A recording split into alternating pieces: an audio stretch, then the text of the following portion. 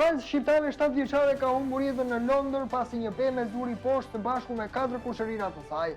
Njëra prej tyre është në gjendje të rëndë shëndetësore në spital. Turqia ka dalë hapur kundër vendimit të kryeministrit Edi Rama për krijimin e shtetit Bektashi, me argumentin se ky veprim rrezikon prishjen e balancave fetare dhe unitetit të shqiptarëve. 26.5 milion euro janë shpenzuar nga korporata elektroenergjitike shqiptare për të blerë energji elektrike vetëm për një javë, duke ngritur dyshime për abuzimet e mundshme. Zonja dhe zotërin, përshëndetje dhe mirë se keni ardhur në edicionin informativ këtu në TV Deo. Një ngjarje tragjike ka ndodhur në Londër ku rrëzimi një peme i ka marrë jetën Leona Rukas, një vajzë 7 vjeçare shqiptare, dhe ka lënë të lënduara 4 vajza të tjera poshqiptare, të afërme të viktimës. Njëra prej të lënduarve paraqitet në gjendje më të rëndë shëndetësore, ndërsa ngjarja ka tronditur komunitetin shqiptar në Britani. Një ngjarje tronditëse ka ndodhur të shtunën në Londër, ku një pemë e madhe është rrëzuar në një park publik duke zënë poshtë 5 vajza të vogla shqiptare nga Kuksi. Fatkeqësisht një prej vogëlushëve, vajza që shihni në pamje, 7 vjeçarja Leona Ruka humbi jetën si pasojë e plagëve të rënda. Incidenti tragjik u regjistrua në një park pak para orës 15:00, ku sipas dëshmitarëve një pjesë e madhe e pemës u shem papritur mbi një grup fëmijësh që po luanin pranë zonës së trëndafilave. Qindra qytetarë që ndodheshin në park reaguan menjëherë përfshirë dhe kriketiste që ishin pranë fushës, duke u përpjekur të ngrinin pemën me duart e tyre për të shpëtuar fëmijët. Sipas policisë lokale dhe shërbimeve emergjente, një vajzë tjetër 6 vjeçare familjes së Ruka ndodhet në gjendje kritike, ndërsa 3 fëmijë të tjerë janë jashtë rrezikut për jetën me plagë më të lehta. Ngjarja ka tronditur komunitetin shqiptar në Britani, ku është shpërndarë edhe një thirrje për ndihmë financiare për të mbështetur familjen e vajzës së ndjer. Fondet do të përdoren për shpenzimet e funeralit, mbështetje për familjen, si dhe për shpenzime spitalore për vajzën tjetër të familjes së Ruka, e cila ndodhet në gjendje të rëndë për jetën.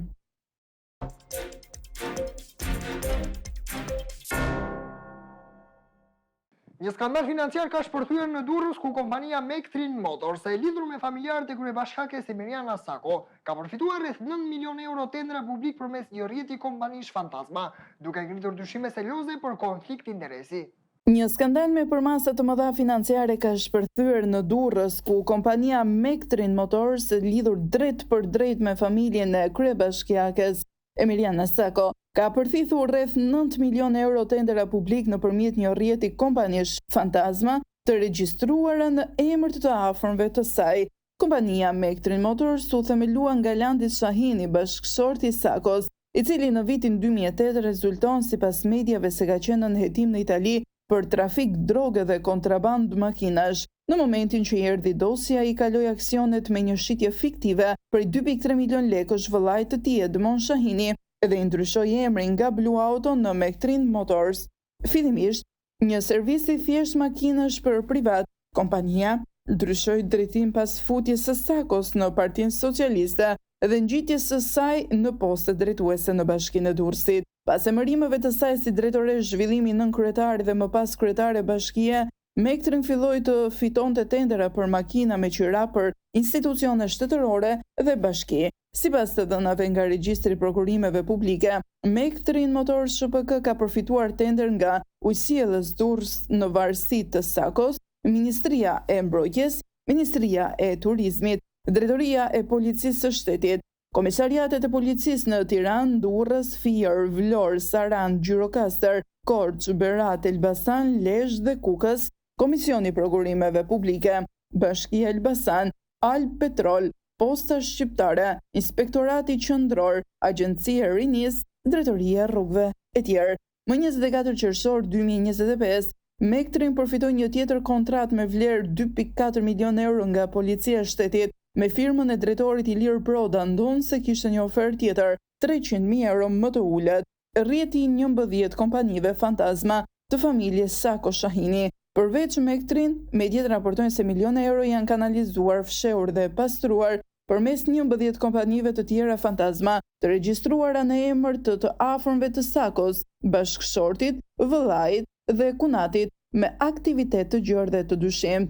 Kompania Eurocar Service Tregti dhe dhënia me qira makinash e mjete lundruese, Gliko SPK, zhvillimi software dhe sisteme digjitale, Woth Teknologji, zbatim të aplikacioneve në të gjitha platformat, GTACC SHPK, import-eksport tregtim mallrash dhe tregti qira makinash, General Construction Group, AL, ndërtime civile, industriale dhe projekte, Comproster SHPK, tregti import-eksport dhe ndërtime, Landi Shahini, person fizik, ndërtime, import-eksport, tregti dhe qira makinash, Angelo Sako, person fizik, import, eksport, mallrash, makina dhe ndërtime, GF.AL SHPK, tregtim me shumicë naftës, gazit dhe nën produkteve të tyre, Rentmi SHPK, tregtim dhe qira mjetësh motorike, Go55 SHPK, botime, projekte, grafika dhe reklama. Këto firma ka dyshime se përdoren për të manipuluar gara, të rritur vlerat fiktive të tendereve dhe mos deklaruar të ardhura, ndërkohë që SPAK dhe qeveria Rama nuk kanë ndërmarrë asnjë hetim penal, pavarësisht konfliktit të qartë të interesit dhe dyshimeve për pastrim parash, korrupsion dhe abuzim me fondet publike. Nëse kjo nuk quhet kapje e shtetit nga familjar të pushtetit, atëherë çfarë është? Shqipëria është futur në një krizë energjetike, ku korporata elektroenergjetike shqiptare është detyruar të shpenzojnë 26.5 milion euro për të blerë energji vetëm për një javë. Paaftësia e institucioneve për të menaxhuar një situatë të paralajmëruar nga thattira po rëndon xhepave të shqiptarëve gjithmonë më shumë, ndërsa dyshimet për abuzim mbeten prezente. Shqipëria është futur zyrtarisht në një krizë të rëndë energjetike, ndërsa korporata elektroenergjetike shqiptare ka shpenzuar 26.5 milion euro për blerjen e energjisë elektrike vetëm për një javë, me çmime që arrin deri në 135 euro megavator. Në të njëjtën kohë janë vënë në punë me kapacitet të lartë edhe 2 anije termocentrale në Vlorë. Situata hidrike, alibi e përsosur, sipas të dhënave zyrtare nga Kesh, rezerva hidrike në vend ka rëndjeshëm është 31% më ulët se mesatarja shumë vjeçare dhe 42% më pak se vjet në të njëjtën periudhë. Por pyetja që ngrihet është pse nuk u morën masa paraprake kur e gjithë Europa po përballet prej muajsh me thatësire të zgjatura dhe temperatura ekstreme. Kjo paaftësi menaxheriale po i kushton qytetarëve miliona euro vetëm për javën në vijim. Janë blerë 47.000 megavator energji me dorëzim të menjëhershëm, 145.000 megavat të tjera në dorëzim deri më 31 korrik, me çmim mesatar 132 deri në 135 euro megavator. Kostoja totale ka kapur shifrën 26.5 milion euro, edhe ky është vetëm një ankand. Tigrat e Vlorës në skenë, zgjidhja apo skem? Përveç importit, Kesh ka vënë në punë 2 anije termocentrale në Vlorë, të cilat prodhojnë energji në orët e mbrëmjes, kur konsumi është më i lartë dhe kur panelet diellore dalin jashtë loje.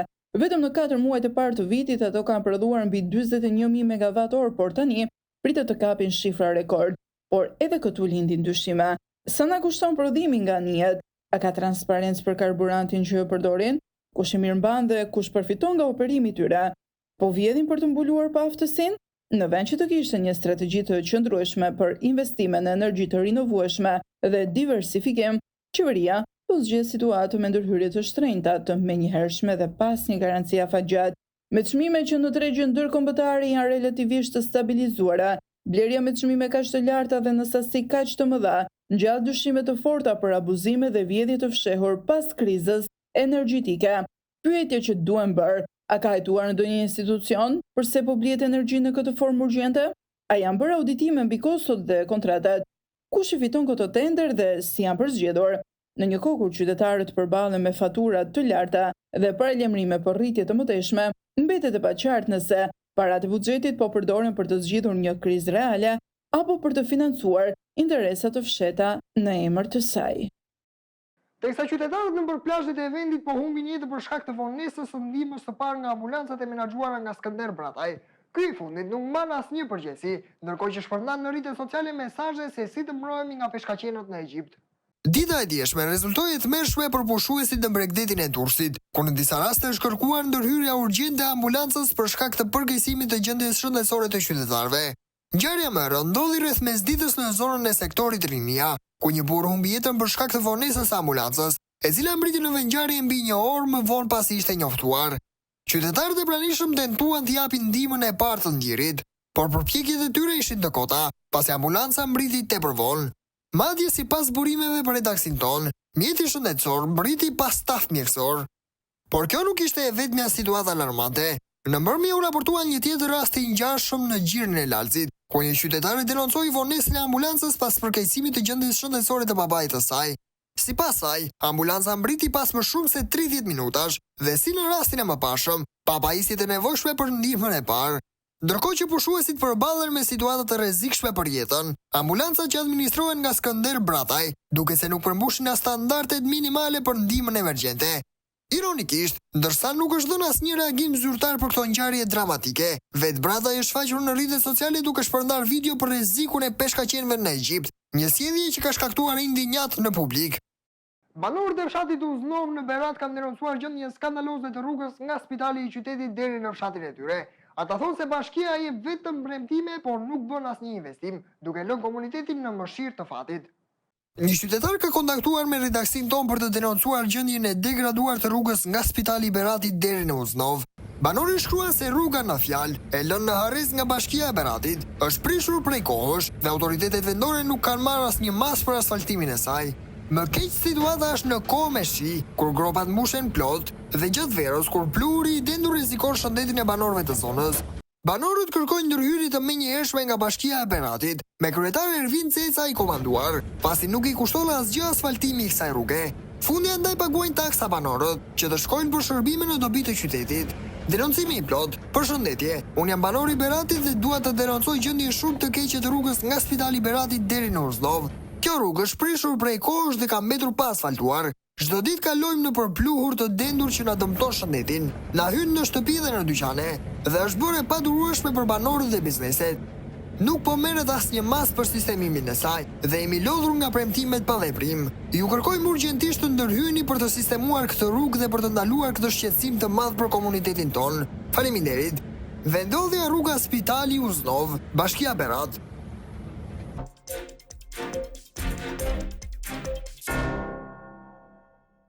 Turqia ka dalë zyrtarisht kundër nismës së kryeministrit Edi Rama për krijimin e shtetit Bektashi, duke konsideruar këtë si një veprim me rrezik për balancat fetare dhe unitetin e shtetit shqiptar.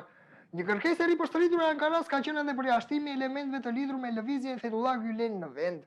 Turqia ka reaguar zyrtarisht kundër nismës së kryeministrit Edi Rama për krijimin e një strukture të veçantë fetare, të quajtur shteti Bektashi, duke konsideruar atë një rrezik për balancat fetare dhe unitetin e shtetit shqiptar. Qëndrimi i Ankaras u bë i ditur përmes kreut të Komisionit të Jashtëm të Parlamentit turk, Fuat Oktay, i cili ndodhet në një vizitë zyrtare në Tiranë në krye të një delegacioni të lartë parlamentar. Sipas deputetit opozitar Kreshnik Çollaku, Turqia i ka kërkuar qeverisë shqiptare të tërhiqet nga çdo ide për krijimin e një republike bektashiane brenda territorit shqiptar, si dhe të ndalë çdo përpjekje për institucionalizmin e këtij modeli që bie ndesh me karakterin laik të shtetit. Ankaraja ka përsëritur edhe kërkesën e kahershme për përjashtimin e elementeve të lidhur me lëvizjen e Fethullah Gülen nga institucionet publike dhe jeta shoqërore në Shqipëri, ndërkohë Kuvendi i Republikës së Shqipërisë ka shpërndar një deklaratë zyrtare ku përmend vetëm temat e përgjithshme të takimit mes Oktay dhe ministrin Elisës Spiropali, si bashkëpunim parlamentar, marrëdhënie dypalëshe, NATO dhe perspektiva euroatlantike e Kosovës, pa përmendur fare përplasje mbi çështjen bektashiane. Sipas njoftimit, palët kanë diskutuar gjithashtu për rritjen e bashkëpunimit në arsim dhe shëndetësi, si dhe për thëdhimin e partneritetit strategjik mes Shqipërisë dhe Turqisë. Pavarësisht kësaj gjuhë diplomatike, mesazhi i Ankaras është i qartë: Turqia nuk mbështet dhe kundërshton fort çdo iniciativë për krijimin e një entiteti fetar të organizuar si shtet brenda shtetit në Shqipëri. Zonja dhe zotërin, ka qenë kjo gjithçka e përgatitur për këtë edicion informativ. Duke e falendëruar për vëmendjen tuaj, bashkë mirupafshim.